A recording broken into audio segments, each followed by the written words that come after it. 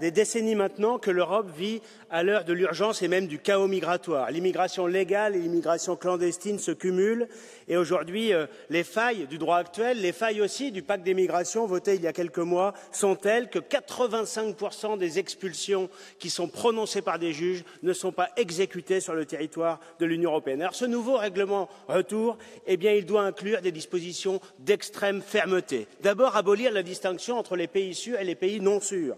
Car n'oublions pas une chose, pourtant évidente, c'est que ceux qui ne sont pas sûrs, ce sont les migrants. Et par conséquent, il ne faut pas se poser en permanence la question de savoir dans quel pays ils sont renvoyés. Ensuite, il faut conditionner les aides financières directes, mais aussi les accords économiques et commerciaux à la réadmission automatique, sans attendre un hypothétique laissez-passer consulaire des migrants clandestins. Il faut augmenter les durées de rétention et de détention jusqu'à l'expulsion effective. Il faut des tests osseux et dentaires pour en finir avec le scandale des faux mineurs. En clair, on a besoin de volonté politique, mais on a aussi besoin d'outils juridiques pour protéger nos peuples. Il faut que ceux qui entrent ou se maintiennent illégalement en Europe n'aient qu'une seule certitude, être tôt ou tard expulsés de notre continent.